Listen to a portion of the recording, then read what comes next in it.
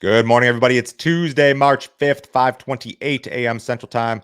Quiet trade in the grain markets overnight, mixed to lower. Let's start off with some China news. Over the past 2 weeks, China has purchased more than 20 cargoes of corn, sorghum, and barley from sellers, including the US and Ukraine. The purchases have totaled over 1.2 million tons. 10 of the cargoes were Ukrainian corn, at least 5 cargoes were US sorghum, and 6 cargoes of barley were from various origins. The purchases come amid sluggish global grain prices due to abundant supplies. Meanwhile, Chinese grain prices have increased due to the government stockpiling grain ahead of the planting season to support prices.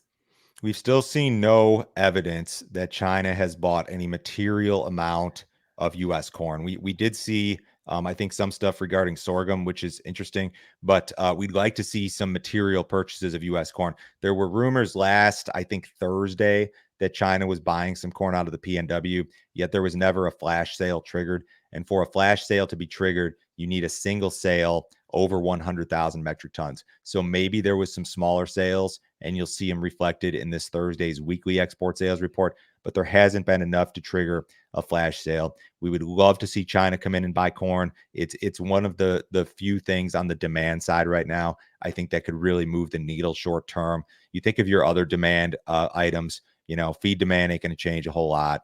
Ethanol is not going to change a whole lot. Exports is the one that could really move the needle, especially if it were China. And they're just not here yet, not in any material fashion. We would love for them to be here. China has allocated additional funds to expand its grain and oilseed stockpiles. The country will spend $19.5 billion to stockpile grains, oilseeds, and other materials, up 8.1% from a year ago. China, of course, is also taking steps to increase its domestic grain and oilseed production. Chinese leaders cited China's large population and the need for food security when discussing the matter. This article that Reuters printed overnight talks about stockpiling and that there's going to be more money available, but the focus of the piece was more so on domestic production. And I don't know if that's where this money is going or not. It's not totally clear on that.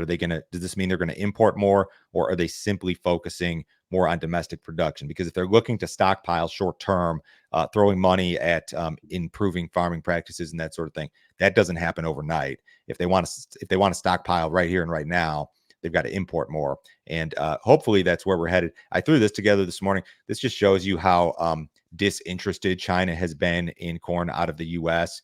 And prior to like your post-COVID timeframe, China never bought corn from the U.S., not in any material amount.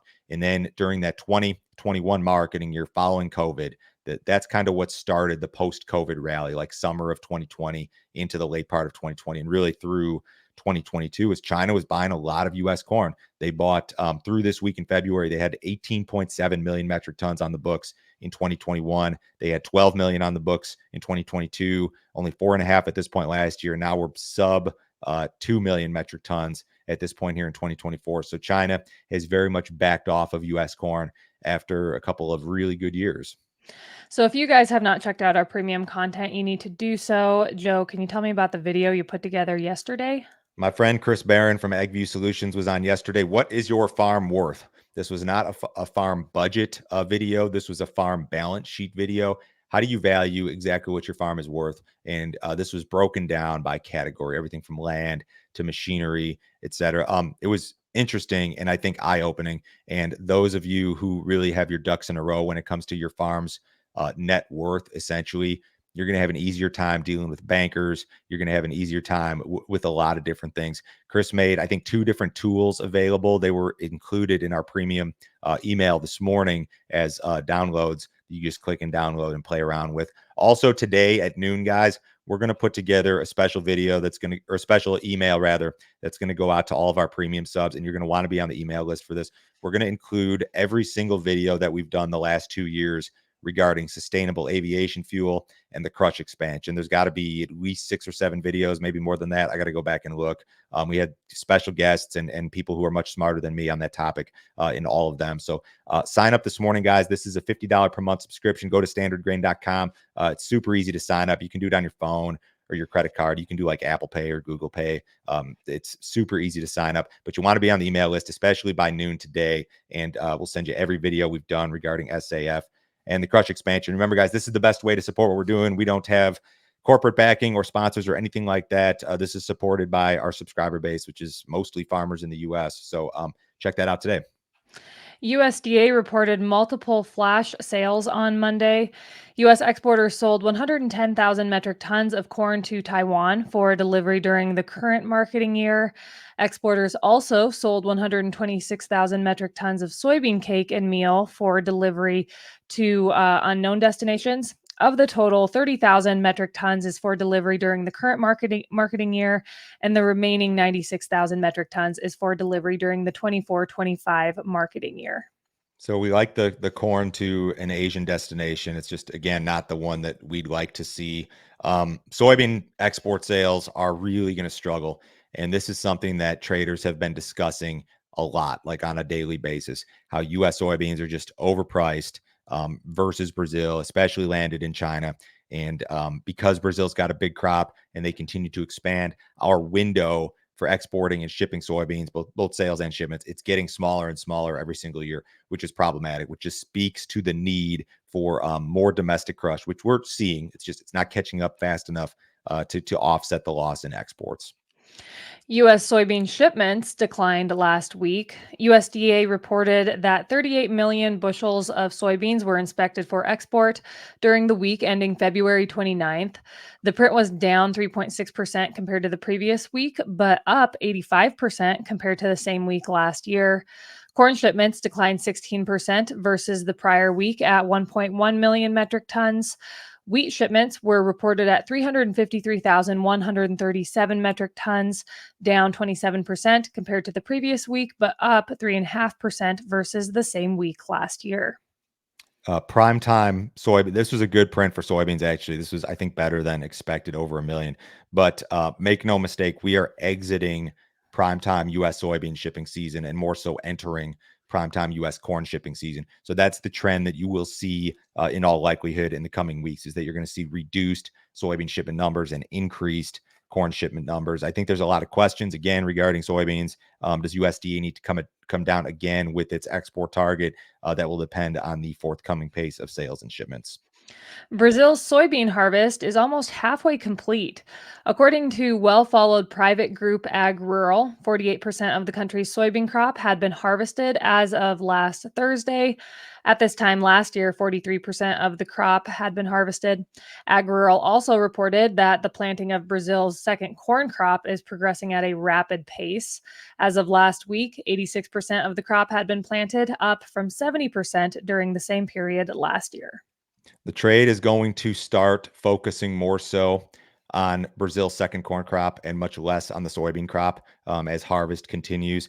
The number for Brazilian soybeans in all likelihood is going to be somewhere around 150 million. Maybe it's 147, maybe it's 153. I don't know. The trade seems to be settling in on a number as harvest progresses. The bigger issue is going to be corn production. For now, everything looks all right because they're planting and are getting close to wrapping up planting. They've been kind of dry though. And the forecast, I know you see rains here on my maps if you guys are watching on YouTube, but this is below normal in terms of precipitation. So after this crop is fully planted, and once you get into the heart of the growing season for the second corn crop, which is like more so April, May, and into June, you're going to need to see some additional rains. And if it turns dry in Brazil, make no mistake, I think the corn market will take notice. It's just a little bit early for that. The nation's second largest ethanol producer is partnering with Summit Carbon Solutions. Valero has agreed to transport carbon from 8 of its facilities through Summit's proposed $8 billion pipeline. The pipeline will cut through the Corn Belt and is expected to carry 18.5 million metric tons of carbon per year. Poet, the world's largest biofuel producer, joined the project earlier this year. With the addition of Valero, the pipeline will include more than half of the U.S. corn ethanol industry.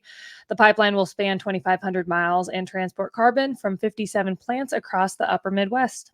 Mackenzie, we had some comments that we featured in our social media circus video on Friday about how this carbon stuff is BS and it's a scam. It's a money grab. And you know what? It may be exactly that.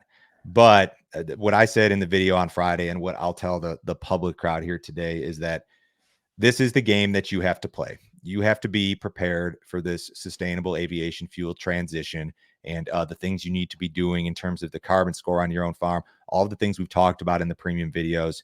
It's just it's the game that you have to play. The analogy that I made is, you know what? I don't like paying taxes, but I have an accountant and I have to do it because those are the rules of engagement here. And that applies to this as well. If you think that the carbon stuff and all of this climate agenda, if you think it's all bullshit, that's cool. I think taxes are bullshit, but I pay them. And Right. you're going to have to play along. And if you don't, you will absolutely be left behind. And that's why we've been doing so much with SAF and with best practices and what you need to be doing on your farm, because you will absolutely be left behind if you're selling corn to ethanol plants here the next couple of years. What did cattle do yesterday?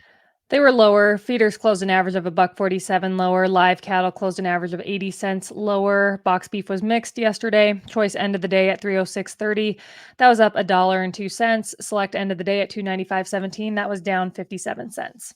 Outside markets on Tuesday, U.S. dollars about flat. Stocks are off just a little bit. Bonds up a little bit. Crude oil's down 24 cents at 77.93. Everybody have a great day today. We'll talk to you on Wednesday.